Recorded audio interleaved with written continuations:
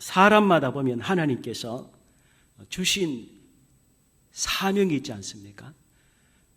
그래서 이 세상에 하나님이 사람마다 다 사명이 다 다릅니다. 그래서 그 사명이 끝나면 우리는 천국 가는 것이죠. 예수님께서도 이 세상에 오셨을 때에 그냥 오신 것이 아니라 예수님께서도 사명이 있었었죠. 예수님이 하신 사명은 인류를 구원하는 사명이신데 그 사명을 오늘 본문에 보면 세 가지로 이 사명을 감당하기 위해서 하신 일을 세 가지를 말씀을 하고 있습니다. 이 부분은 우리가 많이 설교도 듣고 잘 아는 말씀입니다만은 이제 2020년 선교와 긍휼 공동체라는 이 슬로건을 가지고 나아가면서 이 선교와 긍휼 공동체가 그냥 정한 것이 아니라 예수님의 사명 가운데 중요한 사역이 선교와 긍휼입니다. 그래서 오늘 예수님께서 이 세상에 오셔서 하셨던 세 가지 사역이 뭔가라는 것을 우리가 살펴보고 또 이것은 예수님만 하신 것이 아니라 그 당시에 제자들을 세우셔서 제자들에게 이 세 가지 사역을 전수를 해 주시죠. 그러면 이 제자들은 살아생전에 예수님께서 교육하신 내용을 하다가 또 다른 제자들을 세워서 계속 세 가지의 사역을 전수를 해 주어서 2000년이 지나서 오늘 이 사역이 우리에게까지 온 것입니다. 그러므로 오늘 우리도 살면서 무엇을 해야 될 것인가?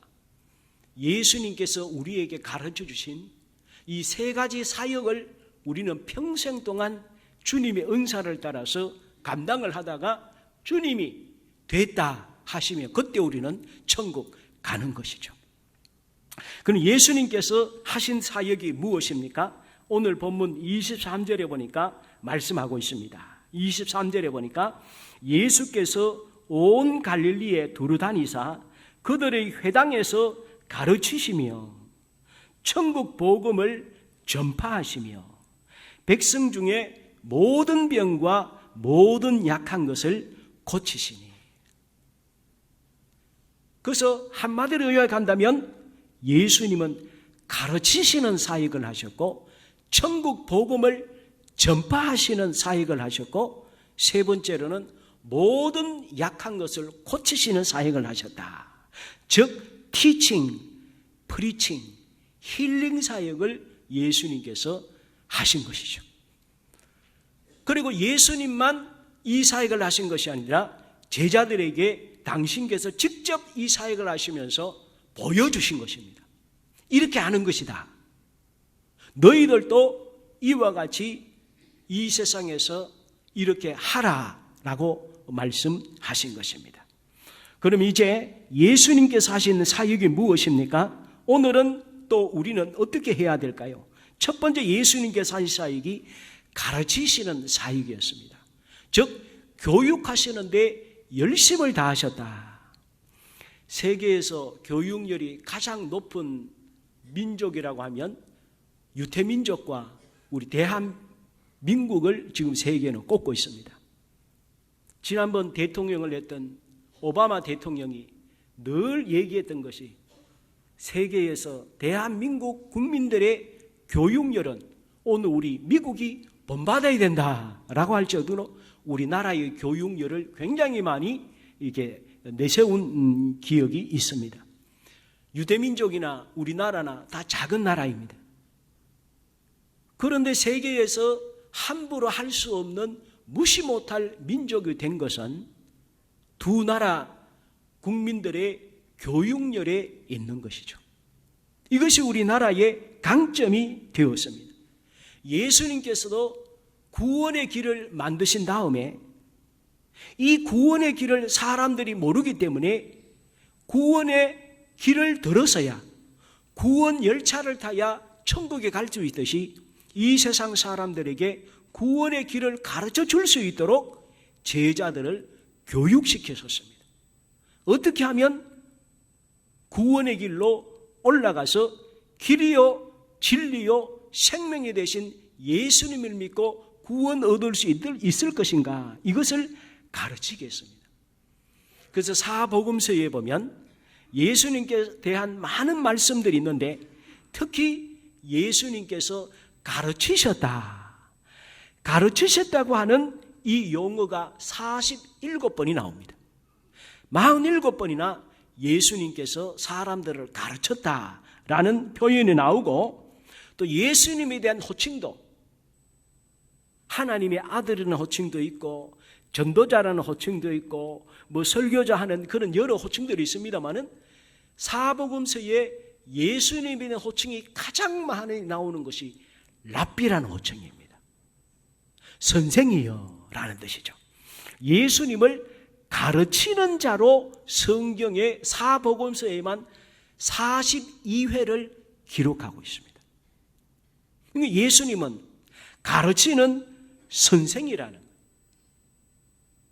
지금도 유대민족들을 보면 전 세계에 유대인들이 없는 곳이 없지 않습니까? 그런데 유대인들이 있는 곳에는 반드시 존재하는 건물이 있습니다. 무엇입니까? 시나고그라는 회당이 있습니다. 전 세계 유대인들이 있는 곳에는 반드시 회당이 있어요. 그래서 유대인들은 언제나 자기의 집도 있고 회사도 있고 자기들의 터전이 있지만 반드시 유대인들은 회당 중심으로 인생을 사는 것이죠. 그 집들이 주로 회당을 중심으로 있습니다. 그 회당에는 예배도 드리지만 그곳에서 교제도 하고 그곳에서 하나님 말씀을 배우지요. 구약에 있는 모세오경부터 시작해서 선지서나 역사서들을 구약을 유대인들은 회당에서 열심히 배우죠. 그래서 인생 전체를 유대인들은 회당 중심으로 하나님 말씀을 중심으로 그들은 살아갑니다. 그래서 어릴 때부터 죽을 때까지 하나님 말씀을 배워요. 그러니까 그들의 삶이 흔들리지 않는 거예요. 세상 지식은 그때그때마다 다릅니다. 어제 새로운 지식이고 완전한 지식까지 발표된 것이 얼마 지나지 않으면 그 지식이 또 다른 것으로 대체가 됩니다.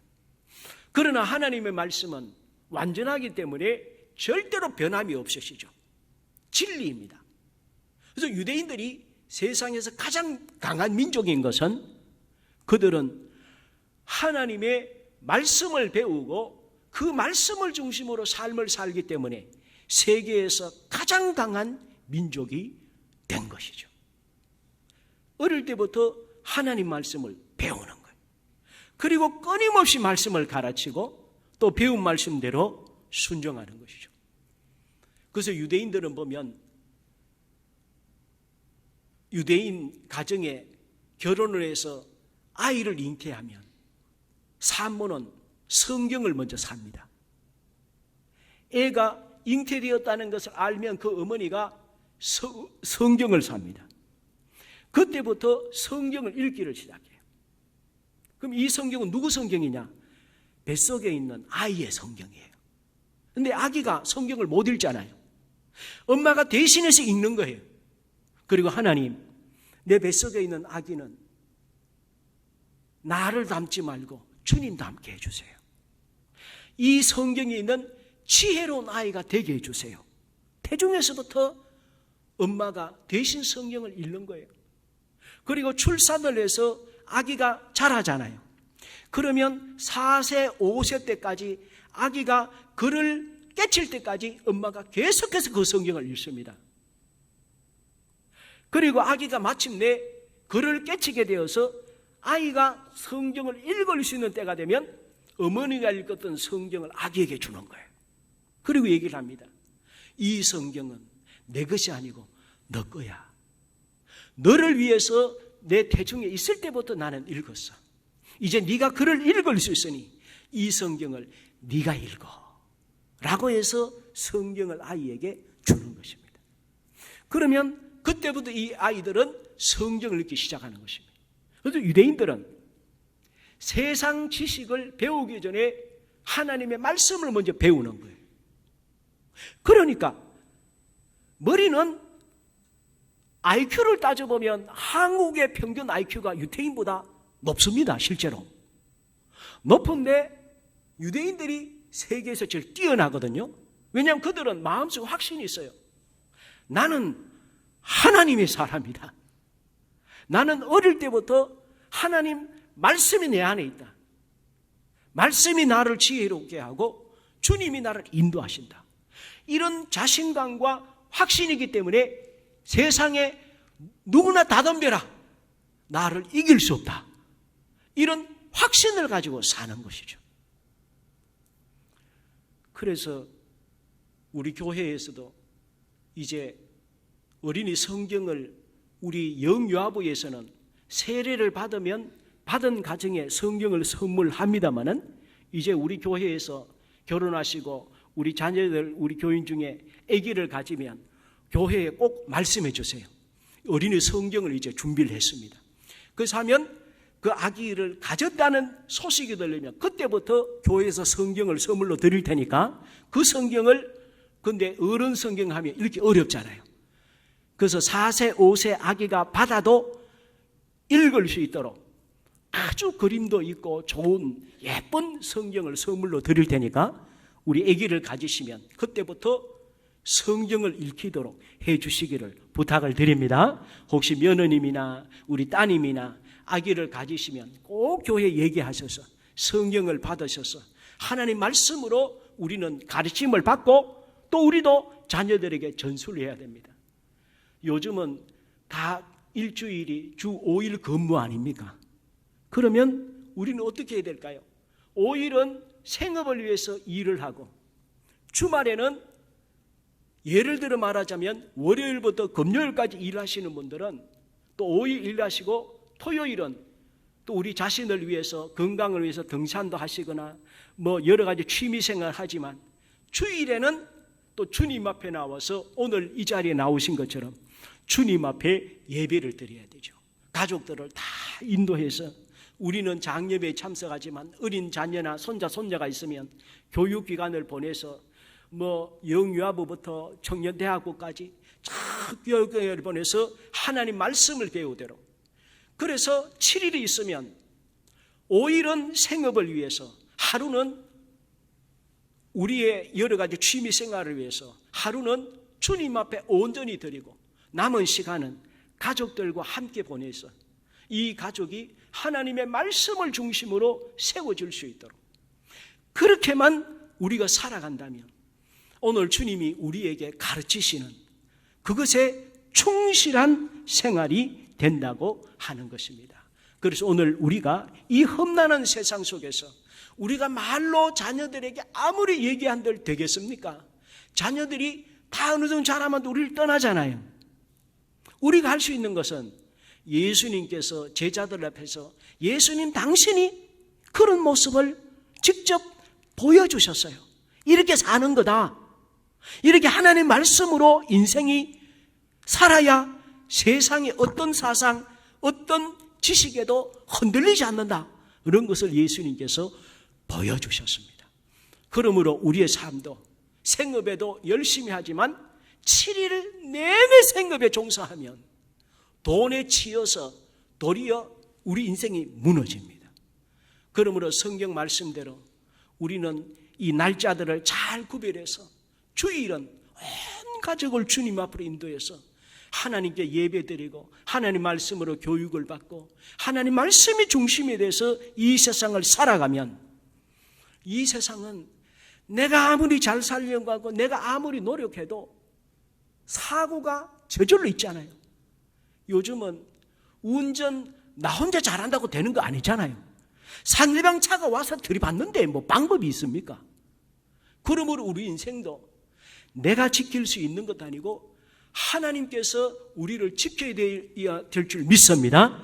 그러므로 우리는 하나님 중심으로 살아야 되죠. 진리인 하나님의 말씀 중심으로 살아야 됩니다. 그래서 예수님께서도 제자들에게 말씀을 열심히 가르치신 거예요. 그리고 유대인들도 하나님 말씀 중심으로 지금도 이 세상을 살고 있는 것이죠. 두 번째로 예수님이 하신 충실하게 하신 사역이 무엇입니까? 전파하시는 사역이었어요. 23절에 보니까 예수께서 온 갈릴리에 두루다니사 그들의 회당에서 가르치시며 천국 복음을 전파하시며 라고 했습니다. 이 전파했다는 말이 프리칭, 전도했다는 말이에요. 선교했다는 말입니다. 천국 복음을 사람들에게 계속해서 나누어 줬다는 말입니다. 예수님께서 공생애를 시작하시면서 첫 번째 하신 말씀이 마태복음 4장 17절에 보면 회개하라 천국이 가까웠느니라. 천국 복음을 예수님께서 전하셨어요. 예수님께서 마지막 하신 말씀이 무엇입니까? 천국 올라가시면서 마지막으로 하신 말씀이 사도행전 1장 8절에 보면 땅끝까지 이르러 내 증인이 되라. 즉 예수님의 초림부터 예수님이 다시 오실 재림 사이에 우리의 사명이 천국 복음을 전하라는 거예요. 이 세상으로 인생이 끝나는 것이 아니고 반드시 천국과 지옥이 있기 때문에 천국 갈 수 있도록 사람들이 모르기 때문에 복음을 전하라는 거예요. 전하라. 그래서 예수님께서도 계속해서 갈릴리 지역 온 지역을 다니면서 복음을 전하신 것입니다. 마태복음 24장 14절에 말씀했습니다. 이 천국 복음이 모든 민족에게 증언되기 위하여 온 세상에 전파되리니 그제야 끝이 오리라. 요한복음 17장 18절에도 아버지께서 나를 세상에 보내신 것 같이 나도 그들을 세상에 보내었고, 주님이 오늘 우리를 먼저 구원하시고 주님의 자녀 삼아주신 것이, 이제는 우리가 천국 가는 것은 당연합니다. 그러나 우리에게는 사명이 있습니다. 내가 너를 구원하였듯이 이제는 아직도 예수님을 알지 못하는 사람들에게 나를 전해라. 그래서 구원받을 수 있도록, 천국 올 수 있도록 이 복음을 전해야 된다. 예수님께서 우리에게 말씀해 주신 것입니다. 오늘 우리는 오랜 세월 어려움이 있었지만 참 감사했던 것이 지속적으로 우리 교회가 선교의 끈을 놓지 않았다는 거예요. 선교의 끈을 놓지 않았다. 그래서 이번 주에도 보니까 이 국내 전도팀에서 지난번에 갔던 진도에서 그 섬들에서 쉽게 복음을 전하지 못하죠. 작은 곳에는 교회가 없잖아요. 그러니까 이 목회자들이 배가 있지만 매주 못 가는 거예요.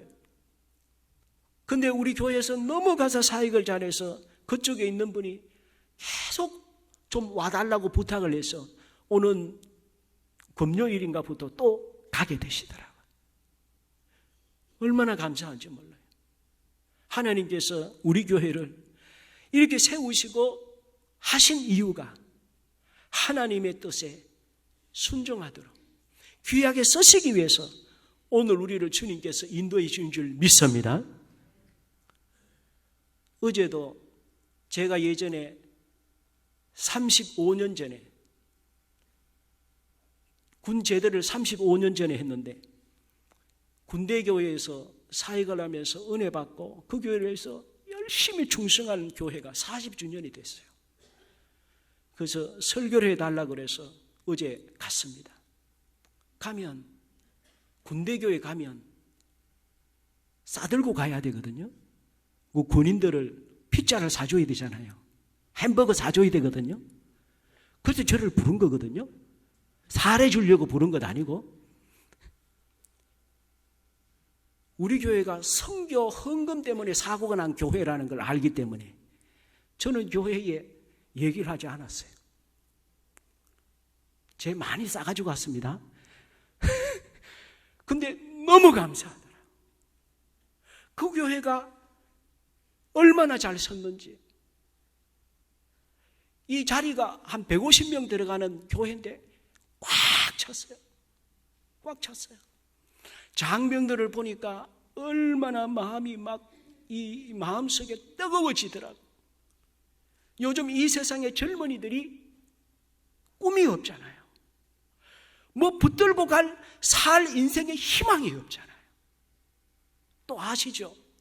지금 유초등부부터 시작해서 어린아이들부터요, 청년대학교까지 70%가 교회를 우리나라에 한 번도 안 가본 청년들이 굉장히 많습니다. 지금 주일학교부터 시작해서 교회를 안 가요.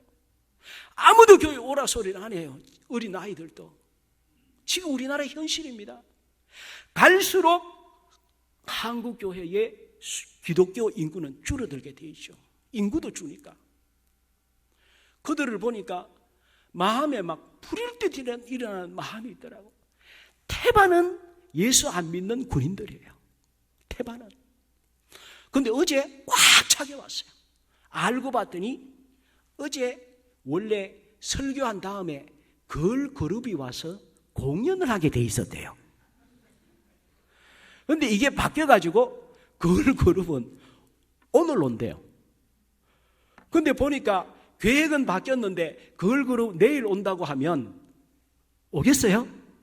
군인들이 주말에 그 자유 시간을 교회 오겠어요? 그러니까 얘기를 안 한 거예요. 이 친구들 아무도 모르고 다 온 거예요. 그러니까 제 입장에서는 하나님이 주신 기회다. 그래서 우리가 붙들고 살 진리, 이 세상이 미쳐 돌아가고 망해도 멸망하지 않는 중요한 진리, 붙들어야 될 우리 하나님 예수 그리스도 복음에 대해서 제 나름대로는 정말 피를 토하는 마음으로 내가 또 어떻게 오겠냐는 마음으로 전했습니다. 처음에는 이 친구들이 걸그룹 보려고 아주 빼입고 참 화장도 하고 애들이 막 바짝바짝해서 왔더라고요. 왔다가 걸그룹 안 온다는 소식에 얼마나 실망을 했겠어요. 그래가지고 제가 그냥 복음을 전해 이 친구들 눈이 덩그러지더라고요. 덩그러져서 예배 끝났을 때에는 이 친구들이 모르겠어요. 그러나 성령이 역사하시니까 성령께서 그들 마음속에 강력하게 터치를 해서 그들이 예수님 믿고 평생을 믿음으로 살게 될 줄 믿습니다. 믿습니다. 그러므로 오늘 주님께서 우리 그리스도인이 어떻게 해서 사는 것이 가장 귀하냐? 주님이 기뻐하시는 것이, 오늘 우리 구원 얻는 것도 하나님은 너무 기뻐하시지만 우리가 얻은 기쁨, 이 복음을 우리 주위 사람들에게 전해서 그들로 하여금 예수님 믿게 하는, 이것보다 더 귀한 것이 없다고 하는 것입니다. 우리 하나님은 그래서 뜨거운 열심으로 오늘 우리 한국 땅에까지 복음을 전하도록 인도해 주셨습니다. 그러므로 우리는 어떤 모습으로 복음을 전가하는 이 전파하는 사명을 살아야 됩니까? 바울 사도는 디모데후서 2장 1절에 6절에 보면 세 가지의 모습을 통해서 전도자의 삶은 이렇게 해야 된다 말씀하고 있습니다. 첫 번째가 좋은 군사이죠. 거기에 보면 예수 그리스도의 좋은 군사로 살라고 했습니다. 해병대 훈련소에 가면 이런 말이 있답니다. 훈련에서 땀을 많이 흘리면 전쟁에서 피를 적게 흘린다. 그러므로 평소에 군인이 훈련이 되어져야 되고 군인은 죽기까지 충성을 해야 되는데, 어제 참 감사했던 것은 거기에 대대장부터 시작해서 그 대대를 해두고 떠났던 다른 곳에 대령이 된 사람도 어제 참석을 했더라고요. 그래서 영광급만 몇 명이 참석을 해서 함께 예배드리는데 감개가 무량하더라고요. 35년 전에 열심히 충성하고 군종으로 사역했던 그 교회가 지금까지도 힘있게 세워져서 섬기는 것을 볼 때에 너무너무 감사하고, 또 감사한 것은 그 교회가 10여 년 전에 건축을 했는데 건축할 때에 교회가 없어서 어려움을 당할 때에 지금 이제 서울 수양관이 됐습니다만 우리 제자교회 파주 수양관에서 2년을 군인들이 예배드렸답니다. 그러니 그 교회가 우리 제자교회와 더불어서 우리 교회가 귀한 일들을 감당한 것입니다. 앞으로도 우리 교회는 주님께서 세워주시는 대로 우리는 주님이 우리에게 복음 전가하는 사명을 감당할 때는 우리가 거절하지 말고 주의 복음을 전가하는 우리 모두가 될 줄 믿습니다. 그래서 좋은 군사가 되는 것이고 법대로 경계하는 것이고 수고하는 농부처럼 열심히 하는 거예요. 저는 우리 교회의 특징 중에 하나, 어제도 제가 우리 교회 자랑을 많이 했습니다. 군인들에게. 그래서 여러분들도 군대 다닐 때에 예수님 잘 믿으면 우리 목동 제자교회 교인들처럼 된다고, 그렇게 제가 자랑을 많이 했습니다. 우리 교회의 중요한 특징 중에 하나가 열심이 있잖아요. 저는 우리 교회의 열심은 제가 그냥 너무 감사한 모습입니다. 우리 찬양대도 보면 열심으로 찬양하고, 전부 맡은 분들이 한번 맡겨진 일에는 최선을 다해서 지혜를 짜내고 기도하고 열심을 다해서 충성하는 걸 볼 때에 얼마나 감사한지 모릅니다. 앞으로도 우리 교회는 우리 맡은 바 직분이 있으면 그 직분에 사람 보지 말고 사람 평가에 기울이지 말고 그저 주님 바라보면서 열심히 충성하는 우리 교회가 될 줄 믿습니다. 그리고 참 감사한 것이 한 3주 전인가요? 우리 교회에 새로 등록한 새 신자가 있어요. 그날 또 우리 장로님들과 더불어서 우리 교회 청년들이 좀 많아져서 열심으로 우리 청년들이 교회에서 뛰어놀고 우리 교회의 미래를 위해서 열심히 했으면 좋겠다 장로님하고 그런 얘기들 하고 있는데, 목사님 여기 어떤 분이 헌금을 가져오셨습니다. 목사님은 기도해 주세요 하더라고요. 알고 봤더니 우리 새신자 교육을 마치신 분인데, 우리 교회에 새로 등록해서 새신자 교육을 받으신 분인데 세상에 1,000만 원을 가져오셨어요. 그 마음속에 예배 드리는데 마음에 우리 교회의 선교에 썼으면 좋겠다는 마음에 감동이 오더래요. 그래서 우리 교회에 선교헌금을 교회가 원하는 일에 1,000만 원을 쓰기를 원합니다 라고 선교헌금으로 1,000만 원을 가져오셨더라고요.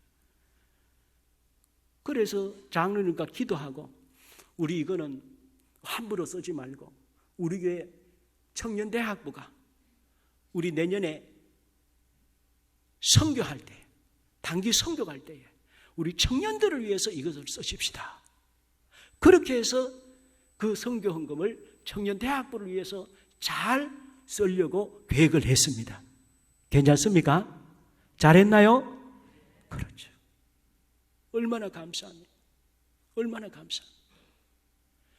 오늘 주님께서 우리에게 은혜를 주시고 능력을 주셨다면 오늘 우리가 주님께서 땅끝까지 이르러 복음을 전하라고 하시고 하셨듯이 오늘 우리도 전도해야 되는데, 우리 선교위원회에서 사실은 1월 말에 구정 때에 말라위, 작년 여름에는 우간다 갔지 않습니까? 지금도 그 우간다 장로님이요 계속 저한테 일주일에 한두 번은 메일을 보내세요. 지난 주에 학생들이 졸업을 했대요. 너무너무 감사하면서 해서 하는데, 이번 1월 달에는 구정쯤에 말라위에 의료팀이 가려고 그쪽에서 선교사님 부부가 캐나다에서 한국을 거쳐서 가셨는데 우리 교회를 오셨어요. 한 3주 전인가? 와서 제발 우리 제자교회에서 의료팀을 우리 말라위 좀 보내주세요. 말라위로 보내주세요. 우리 제자교회 선교팀이 열심인 걸 아니까 보내달라고 일부러 찾아왔어요. 그래서 우리 선교위원장이 불러가지고 같이 대화를 나누고 기도하고, 알겠습니다. 이번 1월 달에는 우리 한번 노력해 보십시다. 같이 기도하십시다. 근데 그 선교사님이 메일이 저한테 왔어요. 뭐라고 왔는가 하면, 제자교회에서 1월 달에 선교팀 허락해 주셔서 감사합니다. 아예 그냥 못을 박아서 왔어요.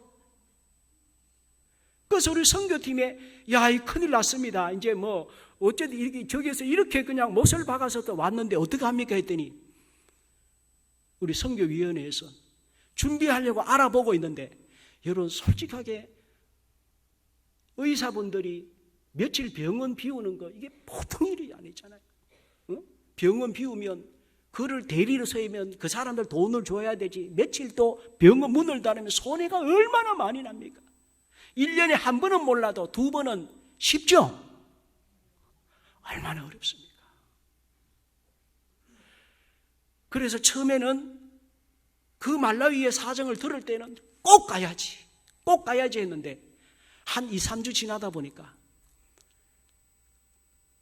함께 갈 사람이 없는 거예요. 어제 얘기하기를 목사님 오늘까지 알아보고 안 되면 이럴 달은 어려울 것 같습니다. 그렇게 얘기했어요. 참 마음에 좀 안타깝더라고요. 뭐 또 다음에 갈 수도 있지만 제가 말씀드리는 것은 주님께서 우리를 필요로 하시고 주님이 우리를 쓰시려 한다는 자체가 감사하고요. 우리 교회에 선교팀을 보내달라고 찾아오는 게 감사하지 않습니까? 감사한 거예요.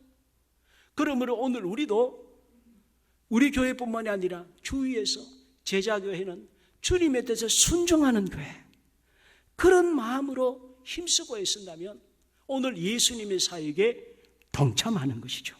마지막 사역이 뭡니까? 고치시는 사역이죠. 선교 사역의 일환입니다마는 예수님은 병자들을 엄청나게 많이 고치셨어요. 이렇게 예수님이 고치신 이유는 무엇일까요?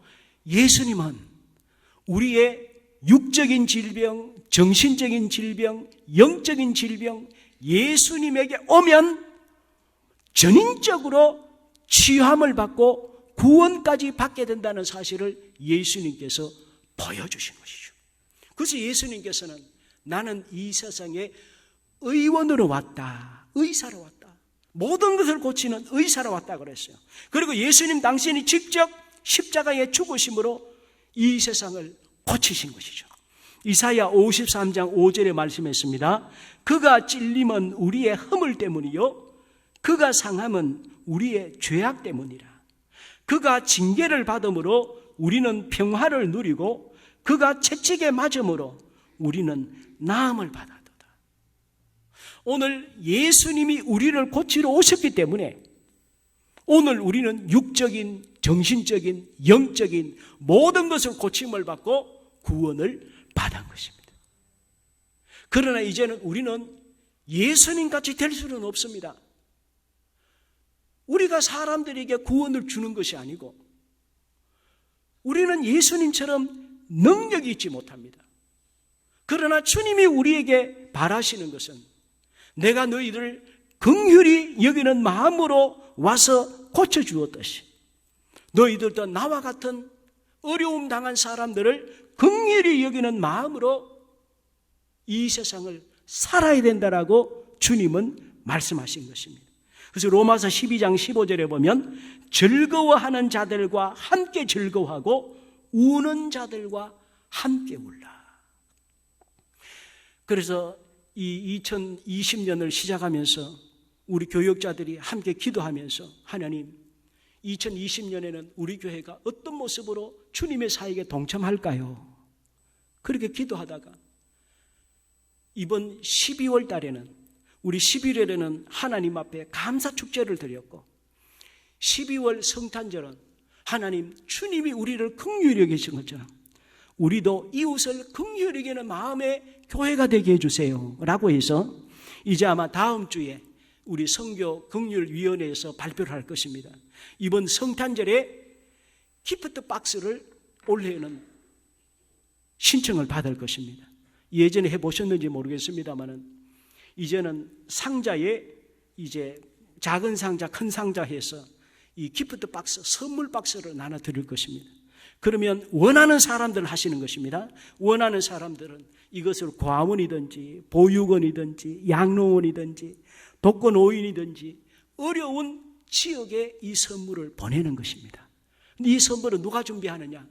우리 각자가 보내고 싶은 곳에 박스를 선택을 해서 거기에 우리가 예를 들어 이 소년, 소녀 가정에 보낸다 하면 그 가정에 필요한 것을 본인이 선택하는 것입니다.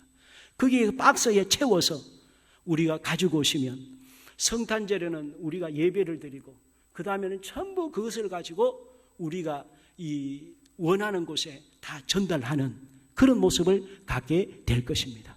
그래서 예수님께서 우리를 위해서 하늘에서 이 땅에 내려오셨듯이 오늘 우리는 선물을 우리가 준비를 해서 어려운 이웃들에게 나누어주는, 긍휼히 여기는 그런 것을 하게 될 것입니다.